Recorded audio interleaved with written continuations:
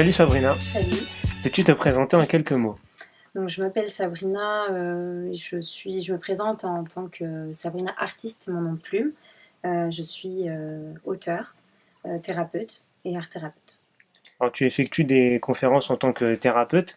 Quel rapport entretiens-tu avec ceux et celles qui y participent?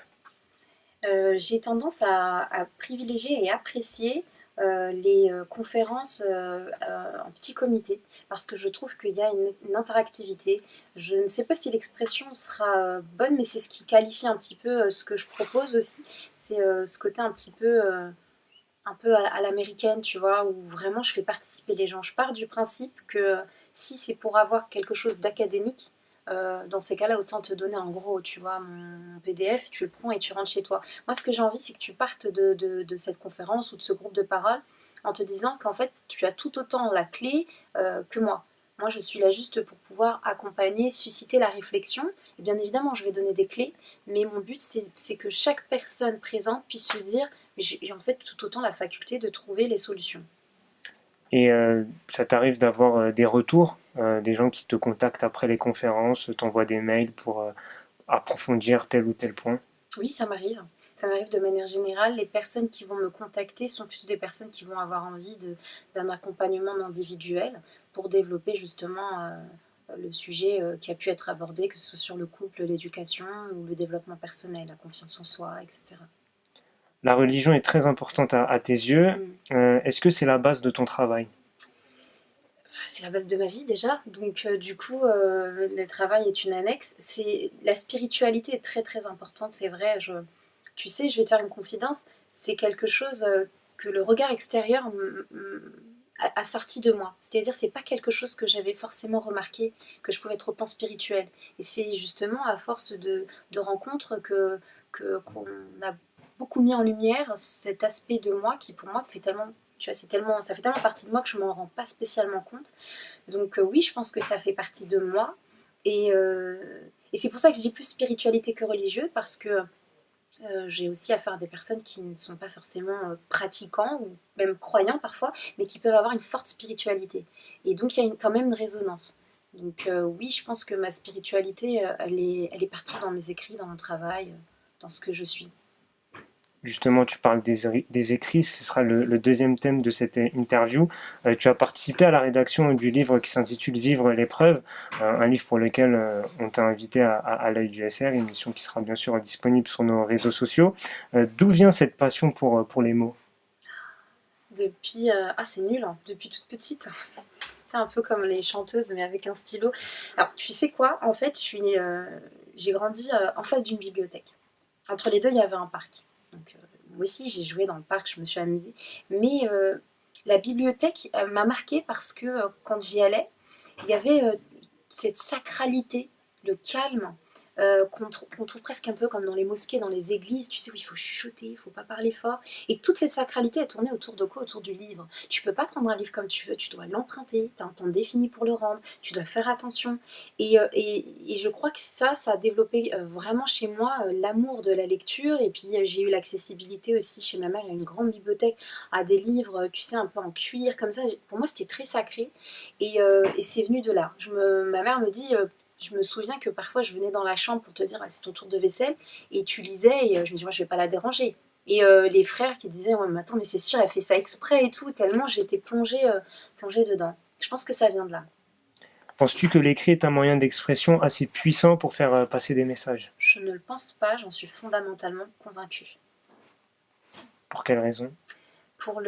Parce que le poids des mots est incroyable, parce que, pour revenir à ce qu'on disait tout à l'heure sur la spiritualité, parce que le premier mot de la révélation c'est Iqra, lis, parce que pour toutes ces raisons, qu'elles soient divines ou même humaines, euh, les mots ont réellement la possibilité d'anoblir une personne tout autant que de la détruire, sans même poser le doigt dessus.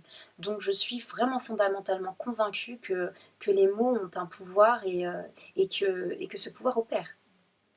Tu travailles aussi pour plusieurs magazines, comme Iman Magazine ou Full Express. Peux-tu nous parler de ces médias plus en détail? Alors, Iman Magazine, ça fait un moment que j'ai pas écrit chez elle. Donc, c'est un magazine papier qui s'adresse à la femme musulmane. Ceci étant, pour la petite anecdote, finalement, tout le monde le lit, hein, même l'homme aussi. Et ça, c'est appréciable. Donc, c'est voilà, principalement la possibilité de retrouver autant une lecture spirituelle qu'une lecture féminine, et tout réuni en un seul magazine. Et ça, c'est vrai que bah, c'est une première dans la communauté musulmane et ça a rencontré, je crois que maintenant ça va sur sa septième année si je ne me trompe pas, et ça a rencontré quand même un grand succès parce que la femme musulmane, elle est musulmane mais elle est femme aussi. Et dans ce magazine, il y a vraiment de tout. Il y a, voilà, le côté shopping tout autant que, comme je disais, la spiritualité, mais tout autant que les voyages, que la cuisine, etc. Et du coup, est-ce que toi tu penses qu'on a une image erronée aujourd'hui de la femme musulmane? Je pense que l'on peut donner une image erronée de la femme musulmane, effectivement. Je pense aussi que maintenant, il y a quand même des médias alternatifs qui permettent d'apporter une image un peu plus proche de la réalité, pour ne pas dire la réalité de ce qu'est la femme musulmane. La femme musulmane, elle est tout autant ce que je suis qu'une femme voilée qui pratique, qu'une femme qui n'est pas voilée et qui pratique, et qu'une femme pas voilée qui pratique pas. Il y a aussi cette possibilité un petit peu de se retrouver dans ces différents rôles. Et aujourd'hui, il y a quand même la possibilité de tendre vers cette lumière, vers tous ces rôles, mais tout en se rappelant quand même que dans les médias, effectivement, c'est vrai que la femme voilée, elle est extrêmement stigmatisée, je la prends en personne, mais aujourd'hui elle prend la parole, on la lui donne, et ça tombe bien parce qu'elle a beaucoup de choses à dire et qu'elle le dit très bien. Troisième thème qu'on va aborder avec toi, c'est la radio. Tu es Mhm. chroniqueuse sur la radio France Maghreb 2. Déjà, pourquoi t'es-tu dirigée vers un média comme la radio? Ben, à vrai dire, c'est la radio qui s'est dirigée vers moi. Voilà, on m'a contacté cet été et on m'a découvert à travers ma page Facebook et on m'a dit que voilà ce que dégageait le personnage que j'étais et ce que je prônais rentrait dans les valeurs également de cette radio qui principalement a comme ligne éditoriale de fédérer avec toutes nos différences. Et du coup, on m'a proposé. Donc, au départ, je me suis dit pourquoi pas, je vais faire un premier test, on verra comment est-ce que ça se passe. Et effectivement, l'émission dans laquelle je suis, le Grand Forum, euh, m'a plu pour plusieurs raisons, principalement aussi parce que l'animateur Christophe est une personne que j'affectionne et que j'ai découvert et qui est un personnage voilà, qui a plus de 20 ans dans la radio et qui nous met très à l'aise, mais également aussi parce que c'est finalement une libre antenne pendant 2 heures où on va débattre de l'actualité et on a aussi cette possibilité d'apporter notre regard sur un thème précis qui est une chronique qui s'appelle La vie tranchée. J'ai été très, euh, j'ai été très emballée par cette idée parce que c'était la possibilité, en fait, si tu veux, d'utiliser un autre vecteur que l'écrit pour transmettre, ou les vidéos, comme je peux en faire sur ma page Facebook. Donc un autre vecteur que ces deux-là pour pouvoir transmettre le message que je fais déjà. Et du coup, bah, je m'y plais assez bien depuis et voilà. Alors, est-ce que tu as des ambitions d'aller vers d'autres médias, comme par exemple la télévision? Donc j'aurais tendance à dire que j'ai l'ambition d'aller là où Dieu me mène. Et par rapport aux médias, en fait, comme la télé par exemple, ça va être un petit peu comme ce qui s'est passé pour la radio. On m'a fait une proposition. Et voilà, et on verra. C'est un projet et on verra. Pareil, j'aime bien poser le pied, voir ce que ça donne, si j'arrive à transmettre le message que j'ai à transmettre, s'il n'est pas biaisé. Parce que l'essentiel pour moi, c'est de absolument pas travestir ce que je suis et ce que je transmets. Et, euh, et, euh, et pourquoi pas. Passons maintenant au milieu associatif. Tu animes entre autres des ateliers d'écriture. Pourquoi il est important pour toi d'être présente pour ces structures-là? C'est important pour moi parce que là, en l'occurrence, cette année, j'ai été appelée par une association qui s'appelle ICRA, qui m'a invitée à animer des ateliers d'écriture auprès de petits jeunes, pré-ados et ados. Et c'est important pour moi parce que je trouve que c'est la possibilité de leur proposer une façon de s'exprimer à travers l'écriture autrement que ce qu'ils peuvent apprendre à l'école. C'est vrai que j'essaye en tout cas de mettre à leur service mon expérience parce que j'ai pu utiliser ma plume à différentes fins, que ce soit l'écriture d'un clip il n'y a pas très longtemps, des paroles pour des chansons aussi, et forcément oui, le poème, des contes pour enfants. Donc c'est vrai que comme j'ai pu avoir cet avantage de toucher un petit peu aussi à pas mal d'univers, et bien du coup j'essaye de leur proposer aussi ces différents univers pour s'exprimer. Donc certains c'est le rap, d'autres ont envie d'écrire un clip par exemple. Et je trouve ça bien parce que c'est la possibilité de les aider à sortir d'autres choses qu'ils ont tendance à connaître dans les quartiers et sans tomber dans le préjugé. Hein. Voilà. Justement, tu parles de tes ateliers d'écriture que tu fais avec des jeunes. Quel est ton rapport avec la jeunesse en général? Je sais pas comment je dois le prendre. Est-ce que je suis vieille? Mon rapport avec la jeunesse. Alors j'ai deux rapports. Avec les pré-ados et les ados, j'ai tendance à vraiment avoir envie humblement d'essayer de planter un petit peu la graine et de leur dire que eux, en fait, si tu veux, c'est comme si eux, ils étaient cette terre et qu'ils sont fertiles. Et j'ai envie qu'ils en prennent conscience. Après, mon deuxième rapport avec la jeunesse, c'est les tout petits. Les tout petits, moi, je sais pas dire non, en fait, quand il s'agit des enfants. J'aime énormément les enfants. Pour moi, c'est ce qui est le plus précieux. Cette innocence-là, on la retrouve nulle part ailleurs. Cette spontanéité qu'ils ont, j'aime beaucoup faire des ateliers avec les tout petits parce qu'ils m'apprennent beaucoup. Et donc, j'aspire vraiment à les mettre en lumière et à les aider à justement à développer en fait plein de, de, de facteurs en eux à travers l'art.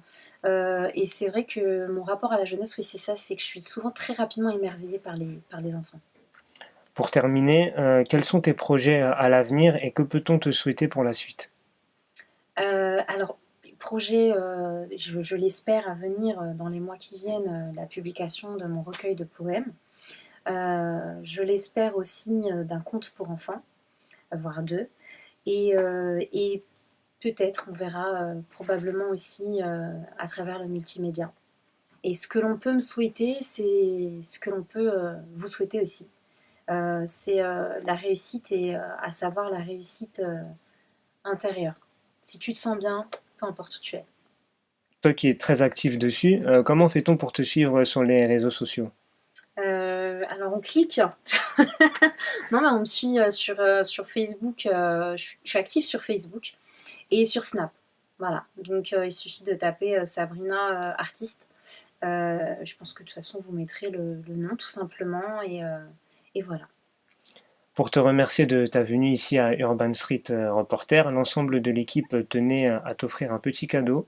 C'est cette enveloppe qui se situe juste à ta droite. Merci. Peux-tu l'ouvrir, la décrire C'est gentil. et en décrire son contenu? Alors ça c'est pas mal. Tu sais pourquoi? Parce que ça fait partie des choses que je rêve de faire depuis 2 ans. Mais vraiment. J'espère un jour pouvoir graffer. Parce que c'est un truc qui m'inspire. Je ne pourrais pas l'expliquer, mais qui m'inspire. Et j'ai toujours voulu graffer des murs de ma chambre, c'est pour te dire, tu vois. Donc ça me touche et ça m'inspire la possibilité de s'exprimer où l'on veut, parce qu'il n'y a pas de limite hein, à dire ce que l'on a à dire, et surtout quand c'est élévateur. Alors le titre c'est mot pour mot, on l'a choisi car on sait que tu aimes les mots, donc on a choisi cette carte postale là. Merci, c'est gentil. Et pour conclure, un dernier mot pour ceux qui nous suivent sur Urban Street Reporter. Un dernier mot, c'est dur parce que moi je suis une pipelette, hein, même à travers la plume. Qu'est-ce que je pourrais dire si ce n'est merci à vous, je vous encourage, continuez, vous êtes aussi la jeunesse, donc c'est aussi notre rôle de pouvoir vous booster et continuer à faire ce que vous faites. Ce que je disais en off, j'ai été il y a quelques jours dans une émission sur un plateau vraiment pro et je retrouve beaucoup de codes en fait de ce que vous faites, donc continuez dans cette lancée et merci à vous de m'avoir invité. Merci à toi Sabrina.